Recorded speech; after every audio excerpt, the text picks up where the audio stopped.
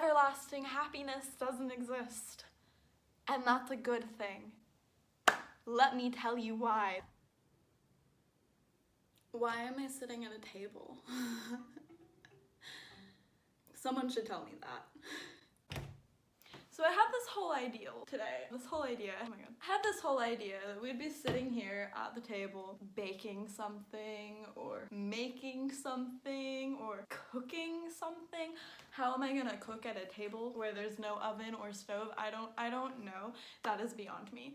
But I had this whole idea for today, and table's empty. There are no ingredients.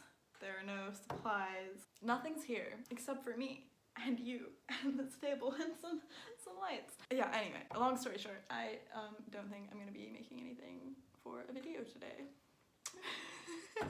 Hello everybody, welcome back to my channel. My name is Serena if you are new here, and in today's video we are going to talk about why it's okay to be sad and why we have to accept sadness.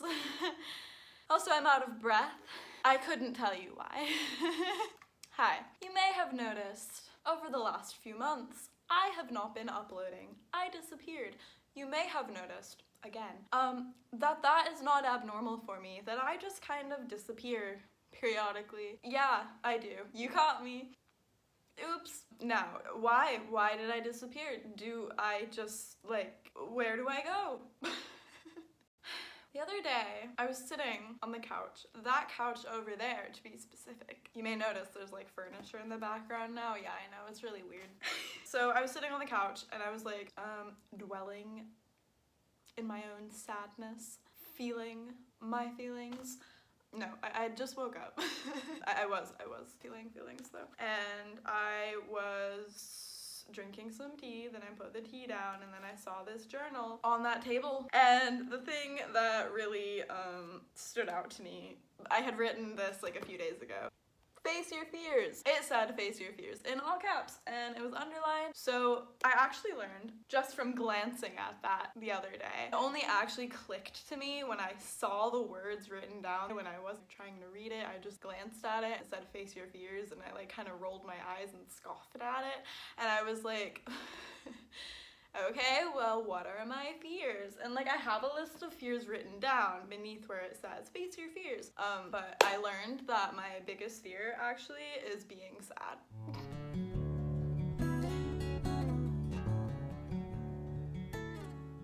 Yeah, not even dying. I'm not afraid of dying. I'm afraid of being sad. So when I processed that, I was like, oh great, my biggest fear is being sad. What am I, how do I face that? How do I face being sad? What am I even, what do I mean? Here's what I mean. Facing your fears, in terms of this fear, being sad. First of all, the fear of being sad. It's not unique just to me. A lot of people fear being sad. So that's why I wanted to film this video. So what does it mean to face the fear of being sad? It means accepting your sadness. I don't like to do that. I accept it and I feel the sadness, but what I haven't accepted is that sadness is inevitable and that I'm going to feel sad, period. The reason why I haven't been uploading, or why my uploading is very inconsistent, is because I have depression. Whoa. Clearly, I have been completely avoiding the topic of mental health on my channel because I wanted this channel to be all happy sunshine and rainbows, because that's what I want for the world and what I want for people and everybody to just experience. I want everybody to experience goodness and positivity and love and light and creativity and happiness and joy and prosperity. I want everybody to experience all of these wonderful things in the ways that I have experienced them and more. I want everybody to just love each other and feel love and positivity. And so that's why I don't film myself when I'm sad, because I just wanted this channel to be happiness, to make people feel happy, to allow growth, to spread my knowledge and growth and expansion and allow other people to grow and expand. But I realized if I continue on the route that I have been on, it'll be very inconsistent and I'm not expressing every single part of me, and I believe in self-expression to the fullest. And I realized that talking about the negative things, the sad or bad things in life, will also help people to grow. Sharing my experiences, my dark experiences, my anxieties, my traumas, my sadnesses and my fears will allow other people to grow, because other people will be able to relate and connect to them. So, while I want to keep this channel as positive and bright and uplifting as possible, sadness is inevitable. And so, that's what I'm going to be talking about in today's video. So, I want to talk about how sadness is inevitable and how we need to face our fear of being sad. I have always tried to avoid being sad. I have done so much research on mental health and health in general, and the brain and emotions, lots of things in this realm. And because I suffer with depression that goes up and down and is just really random and sporadic, it's actually not random and sporadic, it's very predictable when it's going to show up, I have been trying to figure out what I can do to prevent it, to make myself not have these bouts of depression and to keep my happiness like at its high for as long as possible and prevent my lows from being so low for as long as possible. However, I've learned that that is inevitable. There are things that you can do that will make you happier, and there are things that you can do that will make you sadder, but I'm still going to get sad at some point, just like you are, because everlasting happiness doesn't exist. And that's a good thing. Let me tell you why. Okay, I'm just gonna read to you something that I wrote. There's like 3 parts to it. It says, "The more frequently I fill my time with activities that don't serve me, the longer it will take before I reach my peak." My peak being like happiness, happy emotions. Drugs and alcohol aside, even things such as scrolling and swiping on my phone, watching shows I don't like, etc., keep me stuck in this unmoving place. The less of these things I do, and the more connectors I fill my life with instead of distractors, the quicker I will be to finding my peak and new set of revelations.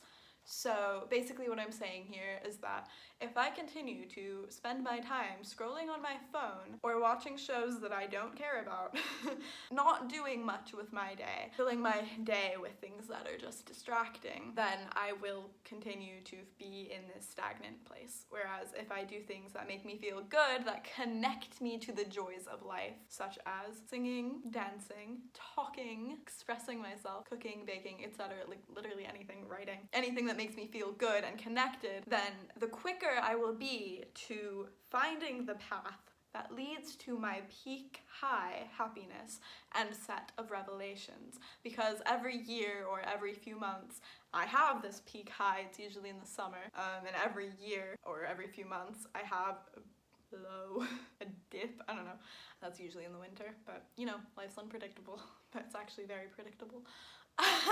Anyway, so the more I fill my life with connectors, the quicker I will be able to find happiness.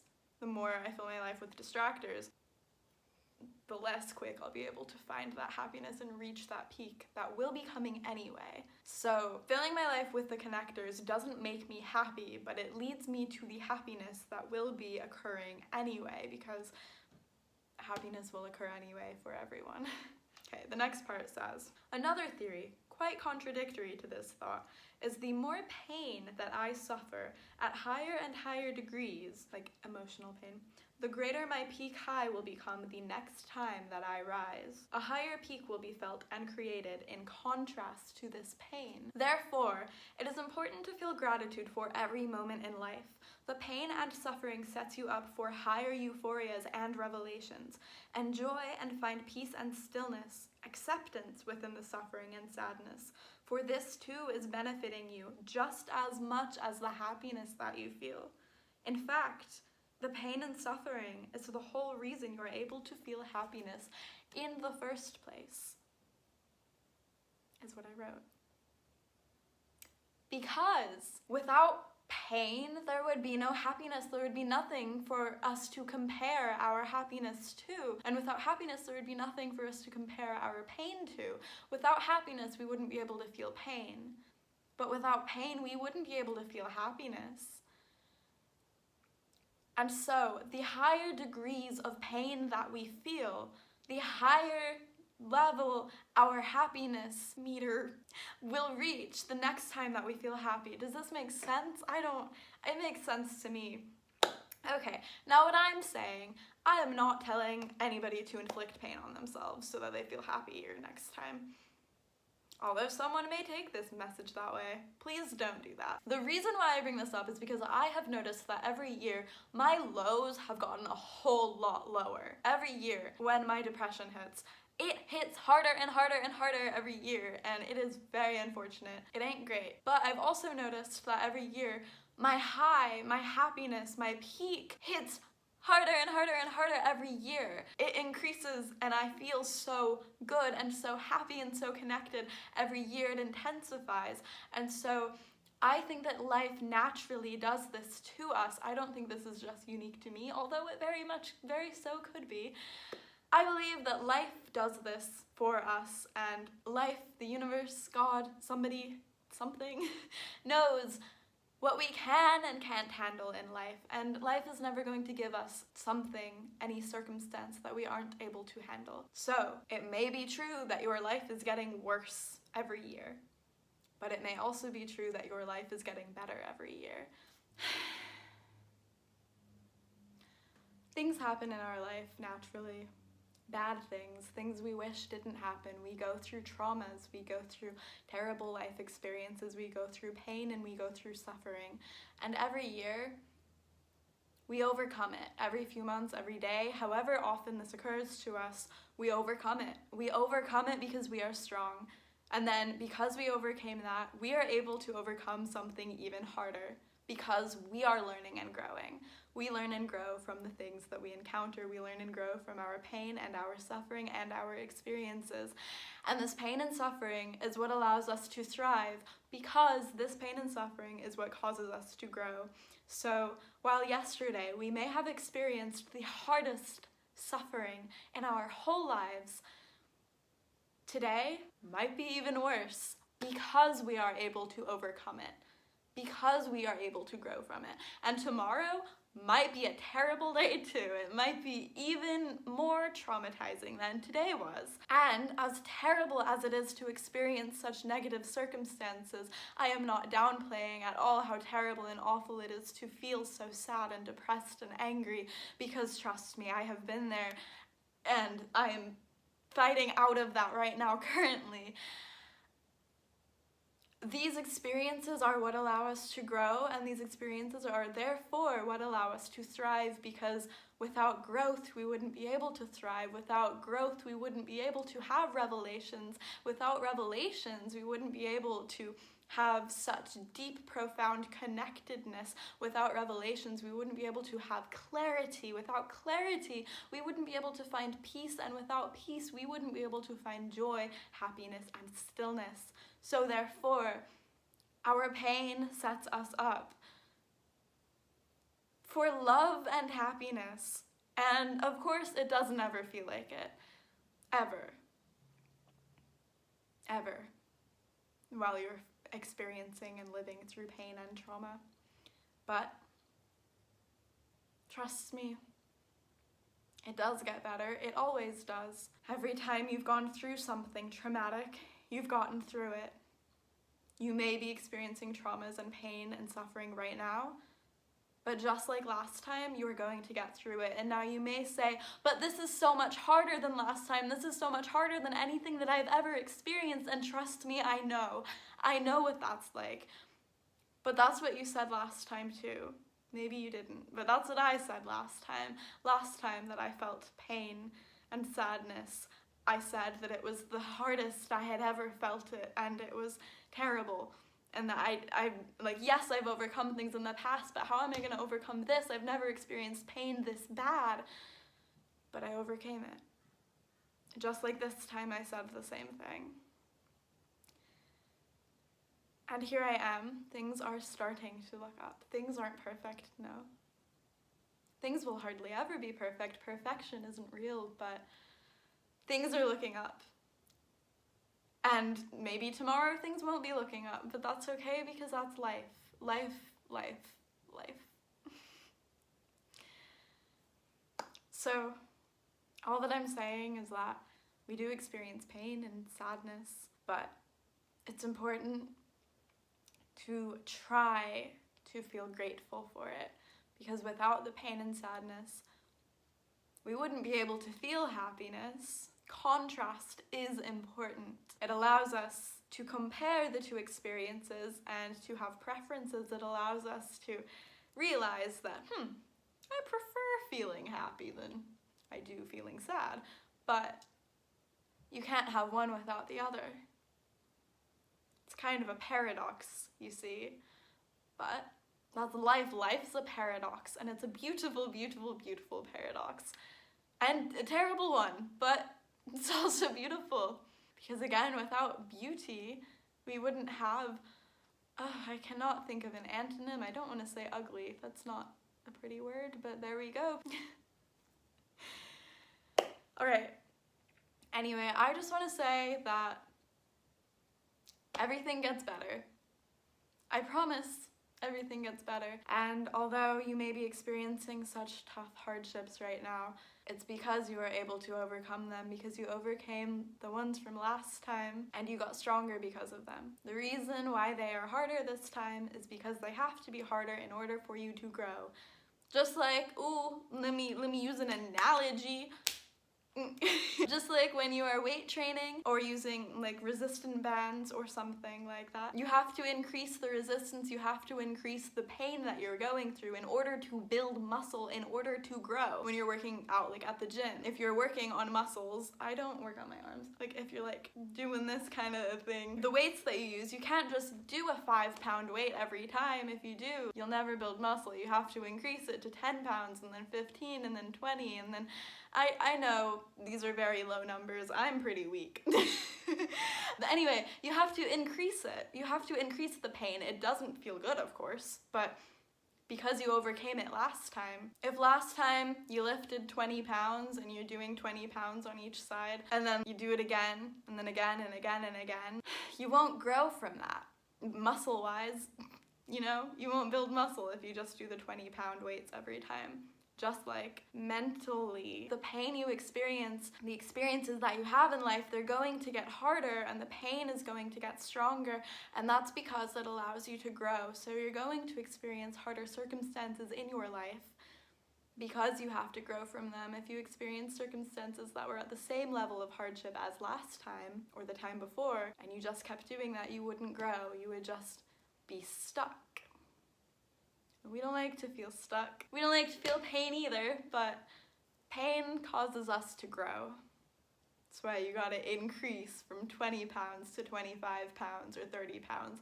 It is more painful, but you grow muscle, just like the hardships. Like, you grow mentally, you gain more wisdom, you gain more strength mentally. That is all.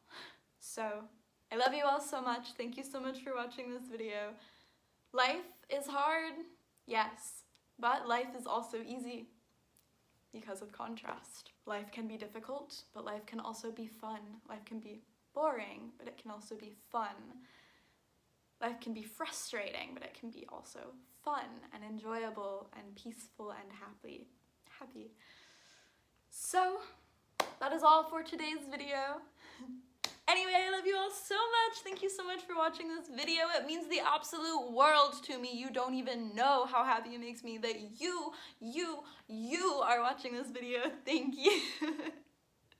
Thank you. I love you all so much. I hope that you have a wonderful day. But if you don't, that's okay. Really, it really, really, really, really, really is okay. I promise. Because you will have a wonderful day soon. I hope you have a wonderful day today. But if you don't have a wonderful day today, know that this terrible day, or this sad, bad, unfortunate day, is setting you up to have a wonderful day in the future. I love you all so much.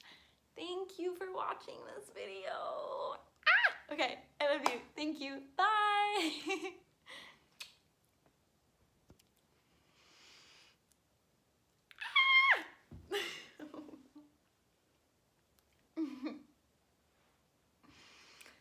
Oh my god. god, okay. I don't really know how I'm gonna do this video. Nobody's life is perfect and happy and perfect all the time. The lighting is changing. The sun is out. There he is. I'm looking right at him.